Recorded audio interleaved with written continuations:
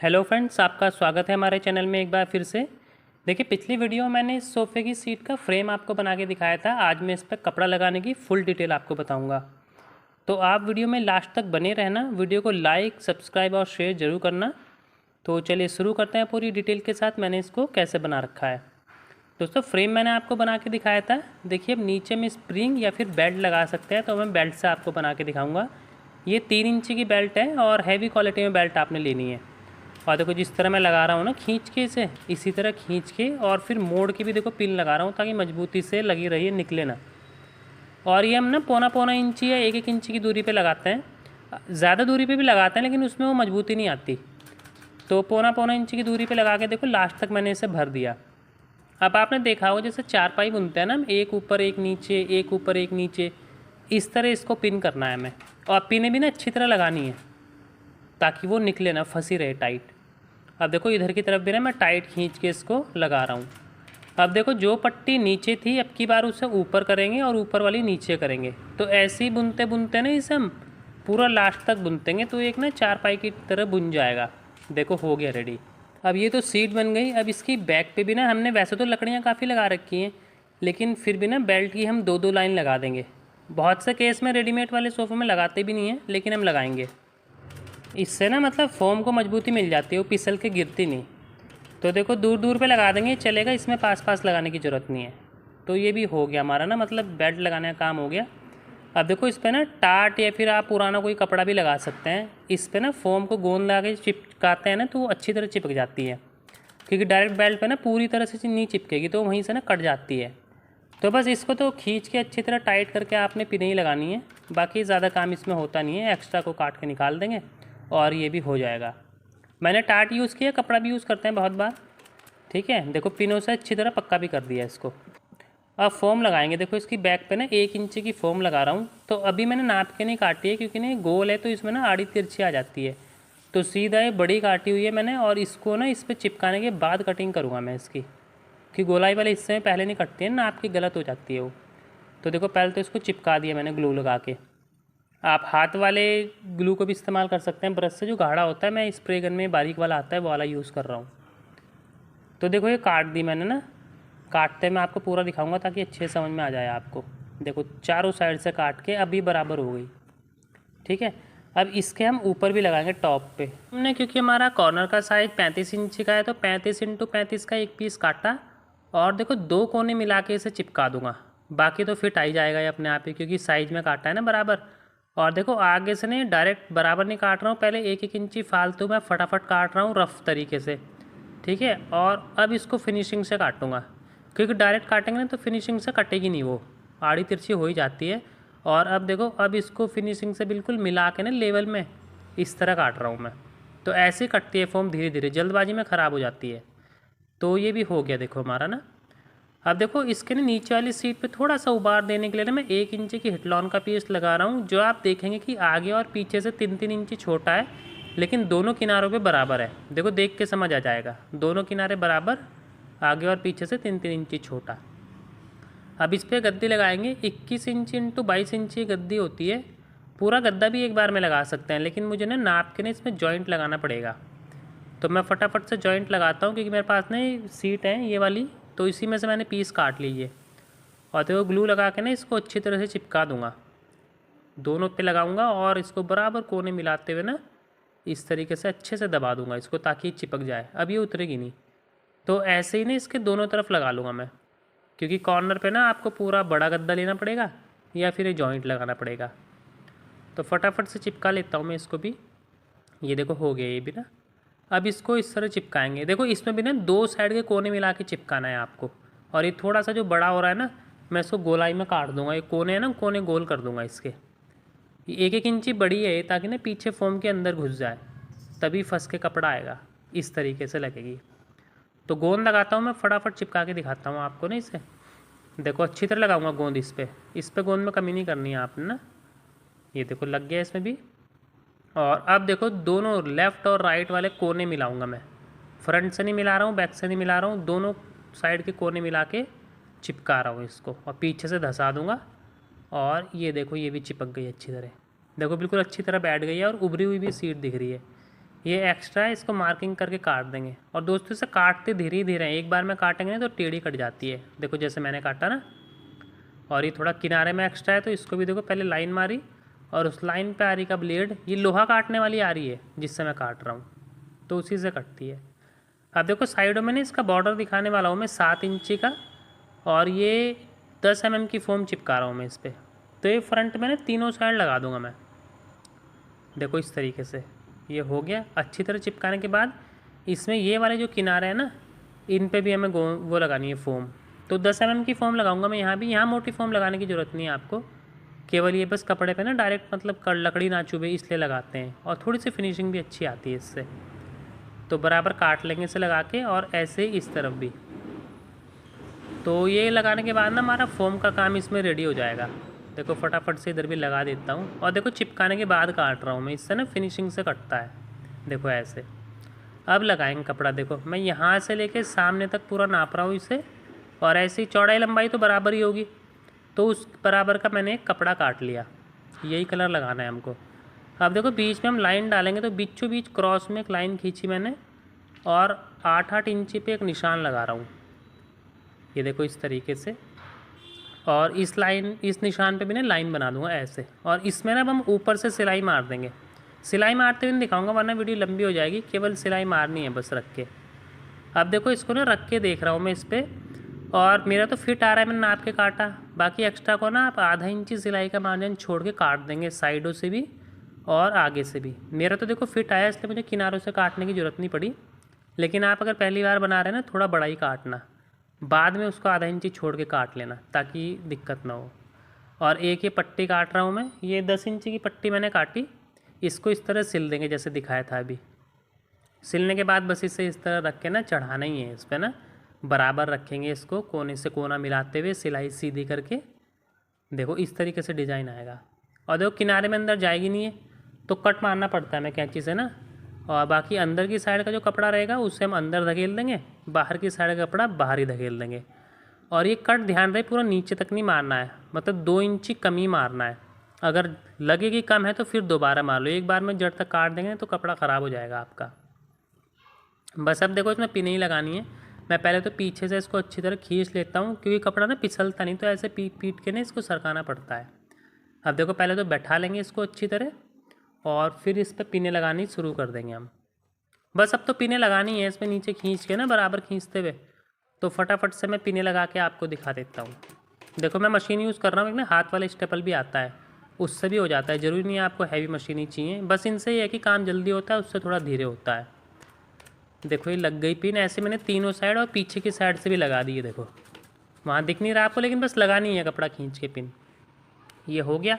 अब इसमें नीचे बॉर्डर बनाएंगे। देखो बॉर्डर भी 7 इंची का बनाएंगे, लेकिन निशान में 6.5 इंची पे लगा रहा हूँ, और एक लाइन खींच दूंगा इस पर। और फिर से एक कपड़े की पट्टी काटूंगा मैं 11 इंची की, और इसको ना उल्टा रखूँगा देखो इस तरीके से।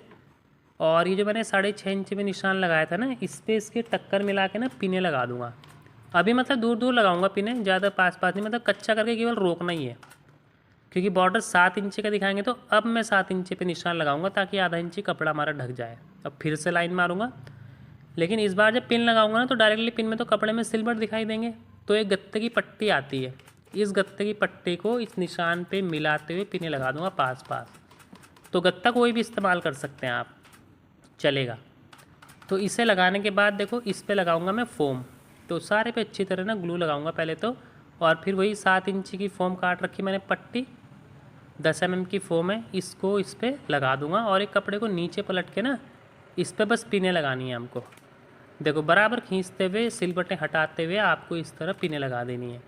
तो एक ना बॉर्डर सा बन जाता है उसमें, तो वो अच्छा लगता है। डायरेक्टली प्लेन भी नीचे तक उतार सकते हैं, उससे फ़र्क नहीं पड़ता, लेकिन ये अच्छा लगता है। ये देखो इस तरीके से।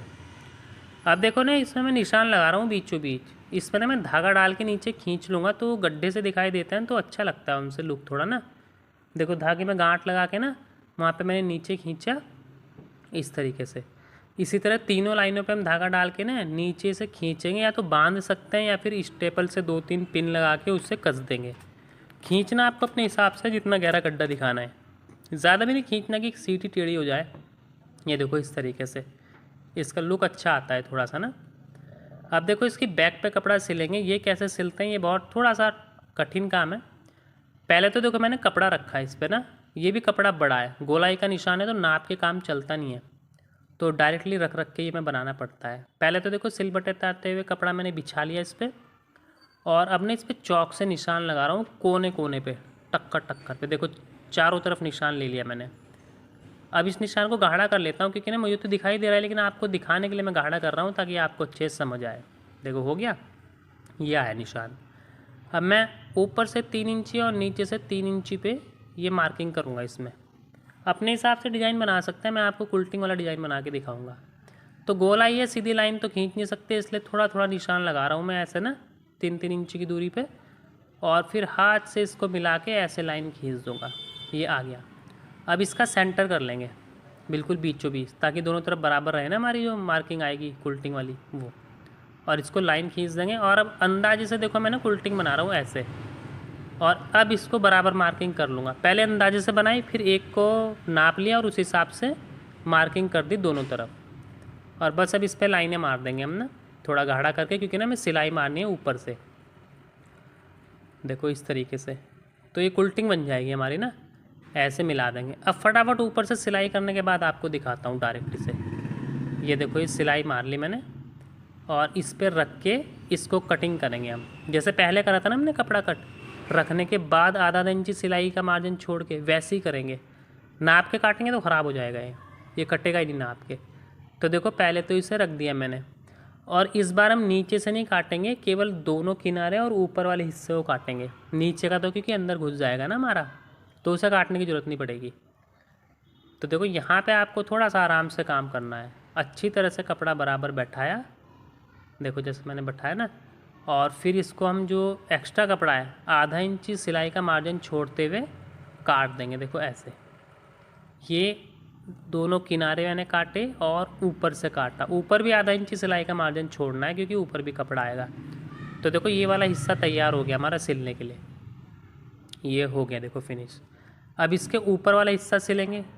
तो ये मैंने नाप लिया और आधा इंची बड़ा काटा, 35 इंची था तो 35.5 इंटू 35.5 का कपड़ा काटा, और इसे भी देखो इस तरह बिछाऊँगा और नीचे से इस पर मार्किंग करूँगा। देखो इस तरीके से, बस हल्का हल्का निशान चाहिए होता है, मैं तो आपको दिखाने के लिए डार्क निशान लगाऊंगा इसमें, हल्का हल्का आ जाए कि कटिंग करनी है उतना बहुत है। तो देखो दिखा देता हूँ मैं एक बार पलट के भी आपको, ये इस तरफ से भी लगा दूँगा।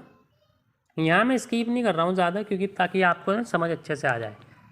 ये देखो ये आगे निशान, इसको कटिंग कर लेंगे। और देखो साथ ही साथ मैंने दोनों साइड के भी कपड़े कटिंग कर लिए, और आगे वाला ये हमने कटिंग करके दिखाई दिया आपको। बाकी पीछे का तो चकोरी कपड़ा कटना है, तो दोनों साइड का एक ही बार में काट के इसको सिल देंगे। अब सिलने के बाद ये कुछ इस तरह आपके पास आएगा। मैंने कहा था ना सिलते हुए नहीं दिखाऊंगा कि वीडियो लंबी हो जाती है, सिलना तो केवल रख के सिलना ही है, कपड़ा ही कटिंग करना मुश्किल होता है, वो मैं आपको दिखा ही रहा हूँ।